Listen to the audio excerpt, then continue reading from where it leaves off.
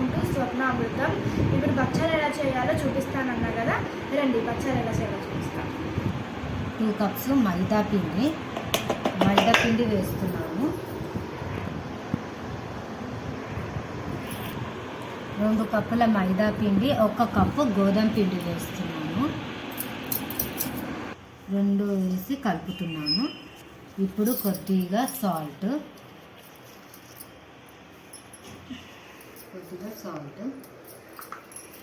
కలిపి వాటర్ వేసి చపాతీ పిండిలాగా గట్టిగా కాకుండా కొంచెం జారులాగా కలుపుకుందాం.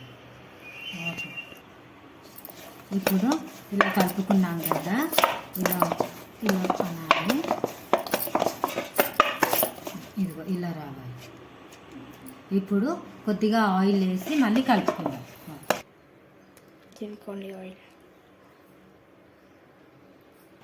ఆయిల్ వేసి బాగా మెత్తగా అయ్యేదాకా కలుపుకోవాలి.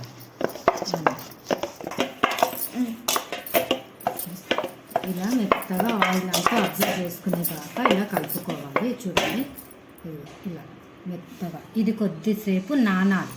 కొద్దిసేపు దీన్ని మూత పెట్టి పక్కకు పెడదాం. ఈలోపు మనము దీంట్లోకి శనగపప్పు బెల్లంది ఎలా చేసుకోవాలో చూద్దాం. ఇప్పుడు బచ్చాల్లోకి పూర్ణం రెడీ చేసుకుందాము.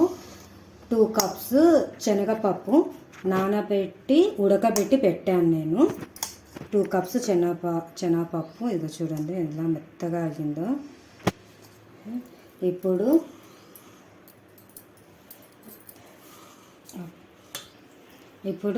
2 కప్స్ బెల్లం తీసుకుందాం. 2 కప్స్ శనగపప్పు తీసుకున్నాను. ఇప్పుడు ఇదే కప్పుతోని 2 కప్స్ బెల్లం తీసుకుంటున్నాను. 2 కప్స్ ఫస్ట్ కప్ వేసాను, ఇప్పుడు 1 కప్పు 2 కప్స్ బెల్లము. ఇప్పుడు ఇంకా దీంట్లోకి సోంపు రుచికి తగ్గ 2 ఇలాచీలు ఇవన్నీ ఇప్పుడు మిక్సీ పట్టుకుందాం. ఇప్పుడు మిక్సీ జార్లో పప్పు వేసాను. ఇప్పుడు బెల్లం వేస్తున్నాను. డైరెక్ట్ ఇలా కూడా మిక్సీ పట్టుకోవచ్చు, పొయ్యి మీద కూడా ఫ్రై లాగా చేసుకోవచ్చు. బెల్లం కొద్దిగా పట్టేసుకుందాము. ఇప్పుడు సోంపు మొత్తం వేసేస్తున్నాను. ఇప్పుడు ఇందులో నేను పప్పు, బెల్లము, సోంపు అన్నీ వేసి మిక్సీ పట్టాను. ఇప్పుడు ఇలా చేసుకోవచ్చు. ఇంకో పద్ధతి ఏంటి అని అంటే, ఇప్పుడు శనగపప్పు ఉంది కదా, ఓన్లీ శనగపప్పే మిక్సీలో మెత్తగా గ్రైండ్ చేసుకుంటాం. ఉట్టి శనగపప్పు మాత్రమే, బెల్లం కాదు, శనగపప్పు మాత్రమే మిక్సీలో పట్టేసుకుందాము మెత్తగా. బెల్లము చూపిస్తాము ఎలా చేసుకోవాలో. ఇప్పుడు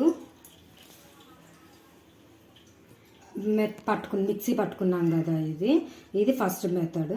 సెకండ్ మెథడ్ ఏంటి అని అంటే, మనము జస్ట్ పప్పు ఒక్కటే మిక్సీ పట్టుకోవాలి. బెల్లం సన్నగా తురిమి పెట్టుకోవాలి. ఇప్పుడు దీన్ని మనము పొయ్యి వెలిగించుకొని ప్యాన్ పెట్టుకుందాం. ఈ ప్యాన్ కొద్దిగా హీట్ అవ్వాలి. ఇప్పుడు బెల్లం వేసుకుందాము.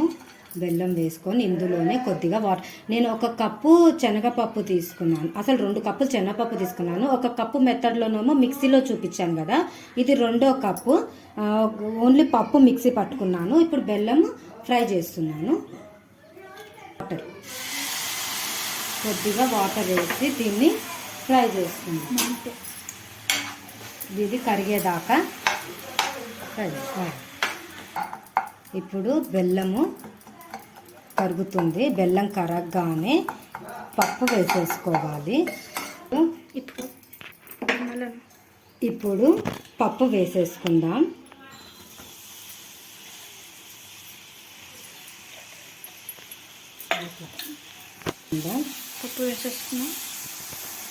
పప్పుని కలిపేస్తాం.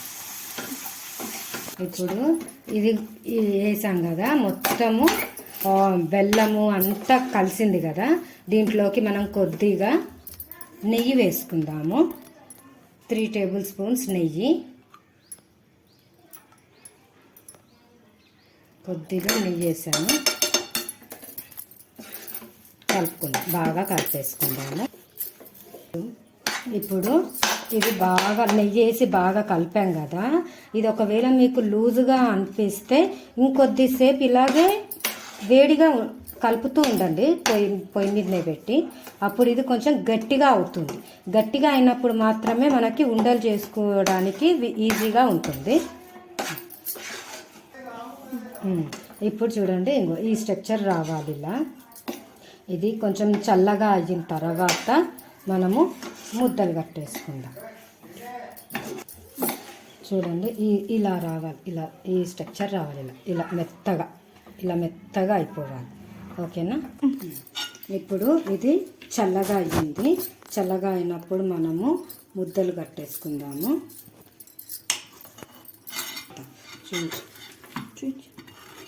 కొంచెము ఇది అంతా ఇలా కలుపుకుందాము, నీట్గా వస్తుంది. ఇప్పుడు ఇవి ముద్దలు కట్టుకుందాము. మనం పిండి ముద్ద ఎంత తీసుకుంటామో అంతే సైజు తీసుకోవాలి. ఇదిగో ఇంత ఇలా కట్టి పెట్టుకుందాం.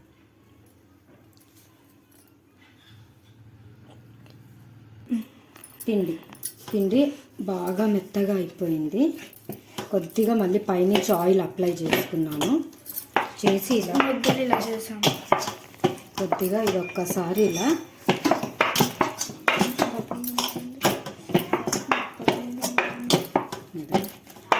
ఇప్పుడు ఇలా మెత్తగా ఇలా పెడితే ఇలా వెళ్ళిపోవాలి. ఇప్పుడు దీన్ని మనము ఇది ముద్ద ఇంత చేసుకున్నాం కదా, ఇప్పుడు పిండి ముద్ద కూడా అంతే.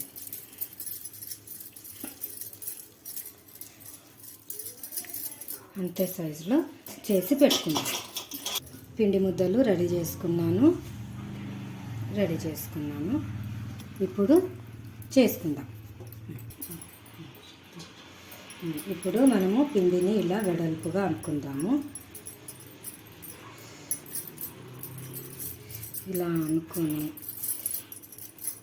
దీంట్లోకి ఇలా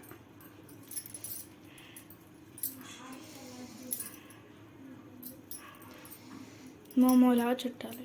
ఇట్లా రౌండ్గా చుట్టేసాలి. ఇక్కడ పైన ఎక్కువ పిండి వస్తుంది కదా, దాన్ని ఇలా తీసేసి ఇప్పుడు ఇలా రౌండ్ ఇలాగ చేసుకోవాలి. ఇప్పుడు దీని మీద కొద్దిగా ఆయిల్ వేసి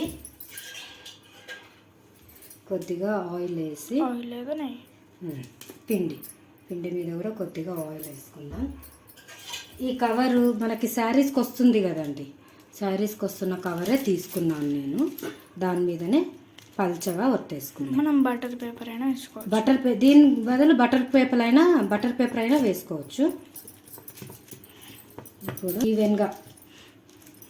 ఈవెన్గా మొత్తం వచ్చేలాగా డబ్బింగ్ చేసేటప్పుడు కంఫర్టబుల్ అని చెప్తున్నాను.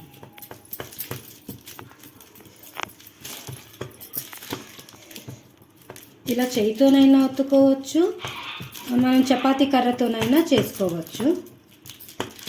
మన ఇష్టం.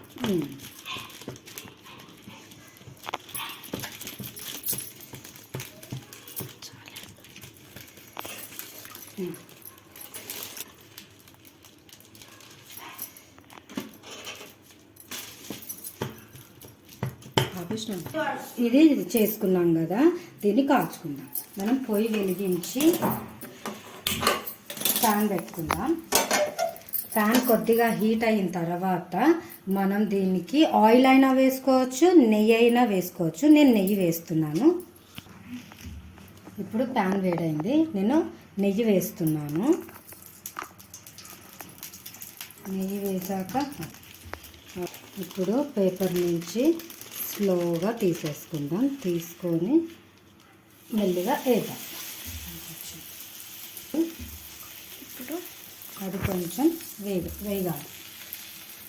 టర్న్ వచ్చేసి ఇప్పుడు పైనుంచి మళ్ళీ కొద్దిగా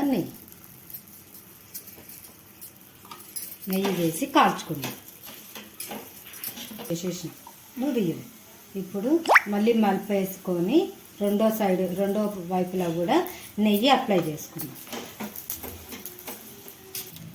ఇప్పుడు ఇది 2 వైపులా కాలింది. దీన్ని మనం తీసేసుకుందాం. ఇలాగే మిగతా అన్నీ చేసుకుందాం. ఇలా రెండోది చూడండి, ఇలా పెద్దగా అనుకొని దీంట్లో పూర్ణం పెట్టేసుకొని ఇలా ఇలా ఇలా మూసేసుకోవాలి. అన్ని అంచులు మూసేసుకోవాలి. ఇలా ఇక్కడ ఎక్స్ట్రాగా వచ్చిన పిండిని తీసేసేయాలి. తీసేసి దీన్ని రౌండ్ చేసుకోండి, ముద్ద కట్టేసుకోండి. ఇప్పుడు ఆయిల్ పోసుకుందాం. మాత్రమే ఒత్తాలి, ఎందుకంటే అది నీట్గా రాదు. ఆయిల్తో నీట్గా ఒత్తేసుకుందాం.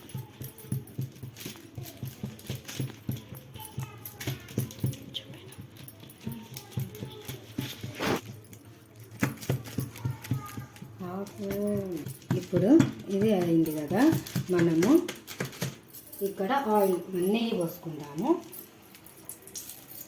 నెయ్యి వేసుకొని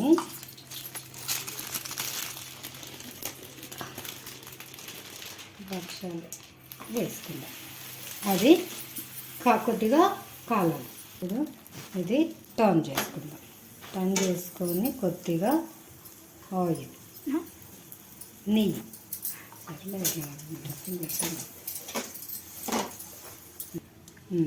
ఇప్పుడు అన్నీ కాల్చుకున్నాము. ఇప్పుడు స్టవ్ ఆపేసేసి ఒకటి సర్వింగ్ బౌల్లోకి తీసుకుందాం. ఇప్పుడు నేతి బొబ్బట్లు రెడీ అయిపోయాయి చూడండి. ఇప్పుడు ఒకటి చింపి చూపిస్తాను. ఇదిగోండి, మొత్తం నీట్గా వచ్చేసింది కదా. ఓకే, ఇప్పుడు బొబ్బట్లు తెచ్చేసేద్దాం. ఇదిగోండి, అప్పుడే స్టార్ట్ చేసిన తినడం.